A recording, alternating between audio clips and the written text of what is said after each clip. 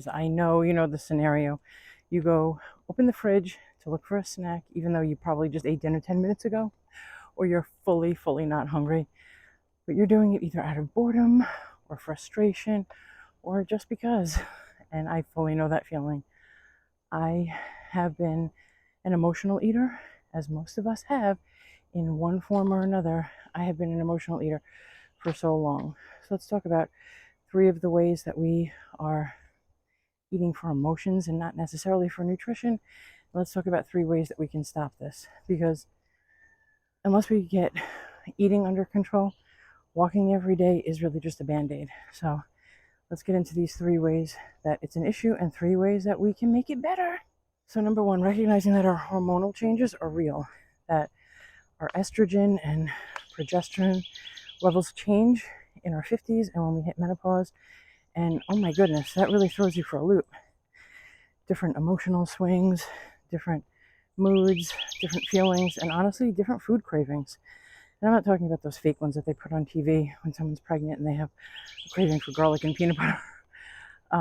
People make garlic peanut butter now and they love it, but that's not what I'm talking about. What I mean is just feeling hungry when you're not necessarily really hungry. Your body isn't necessarily hungry. Your body doesn't need fuel, but somehow there's that emotional comfort of, okay, I want to be comfortable with that pint of ice cream. Ice cream is my go-to, so that's the one I'm going to talk about all the time, but it's just sort of your comfortable spot. It's your comfort zone. What is it? Your emotional home, they call it.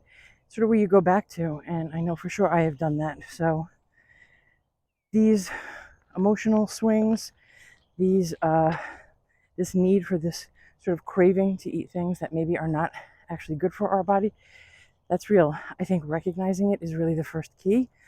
Understanding that maybe this is something that I'm going to continue to feel.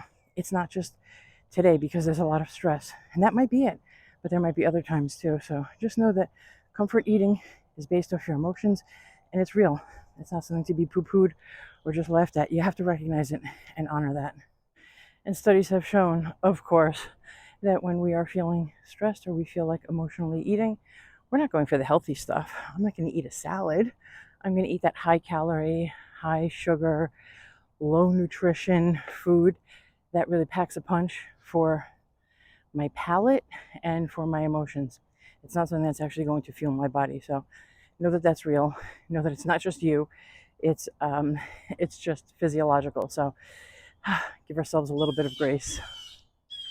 But the other part of that is that it really can sneak up like a habit more than just that one-off thing. If it's, wow, I feel stressed after a week of work, I had a really tough week and I'm just going to sit down with that pint of ice cream. Well, you can start doing that every Friday. You can start having that huge bowl of popcorn with after every meal. So these things can just sneak up as habits and maybe not even just be connected to the emotions that you're feeling in the moment, but become sort of that emotional home that you're doing every night, every week after whatever that event is, because that's just sort of what you're creating. You're creating the environment so that your body gets used to that. So just be aware that these things might sneak up on you. So now what are some 3 simple solutions? Simple, not always easy. They're simple enough, but we have to implement them.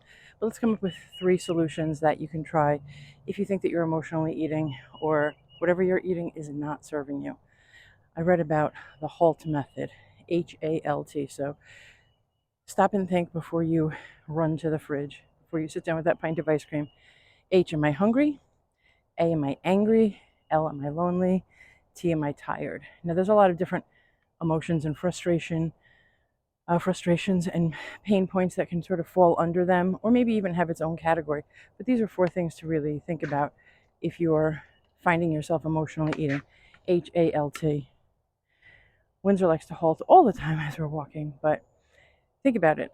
If you're giving yourself a moment, literally just like 10, 15 seconds even, just to say, you know what, this is something that is working, this is something that's not working. I'm actually hungry or I'm actually lonely. Oops. Getting away from me there. There we go. I'm I'm just really tired. I just really need a reset.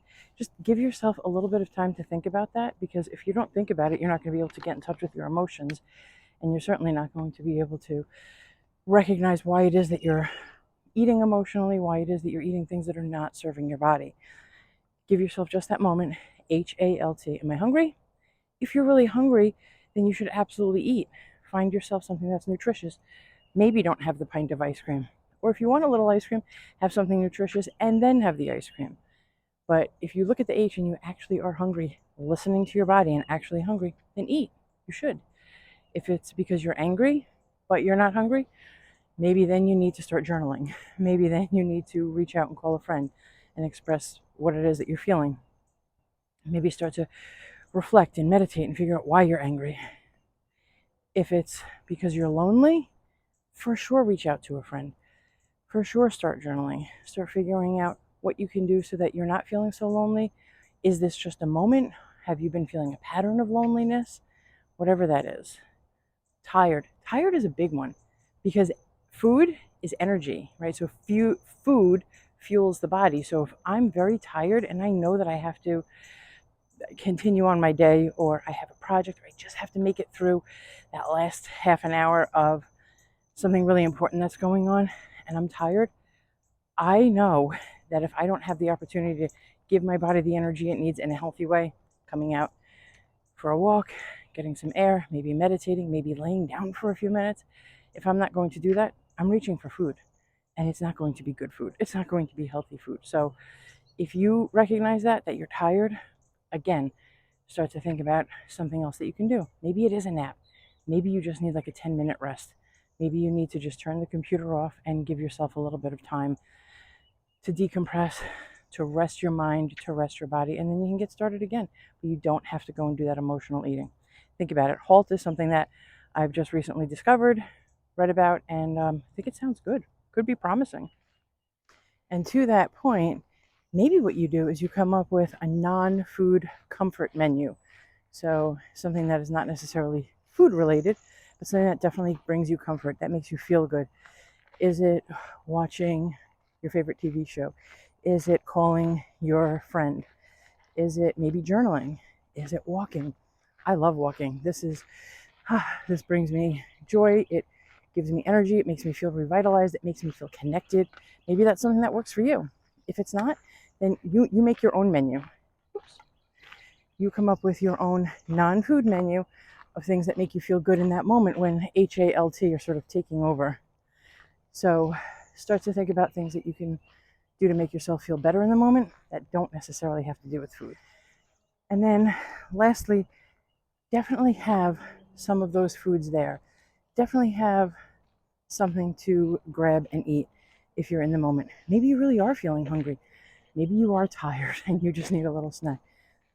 Have at the ready, at your fingertips, a food that is healthy, that you can just snack on, that will just satisfy the crunch in your teeth and that little rumble in your belly, or that feeling in your mind. It doesn't always have to be the high sugar foods.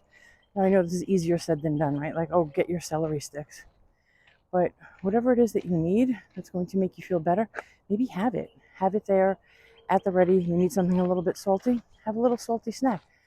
Don't have an entire bag, right?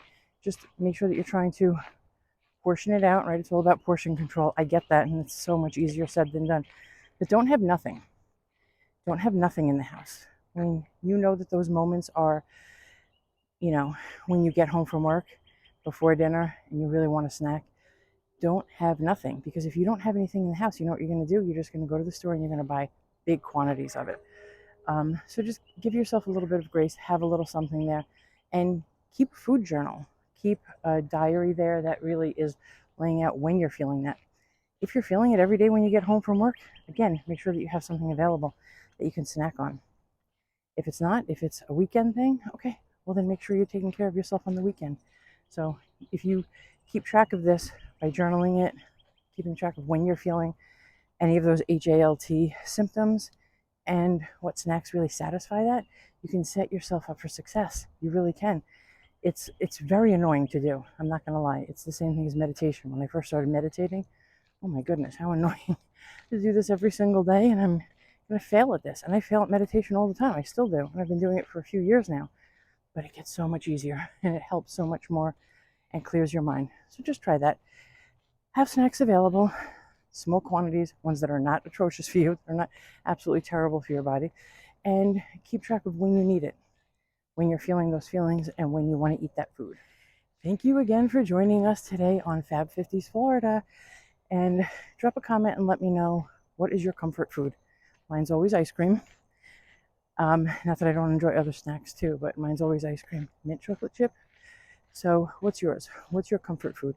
And what's one substitute that maybe you can use for that high calorie, high sugar, non-nutritious snack that is your go-to? Think of a suggestion that might be an alternative and drop it in the comments, and let's all support each other. I will see everyone tomorrow again. Thanks for joining us.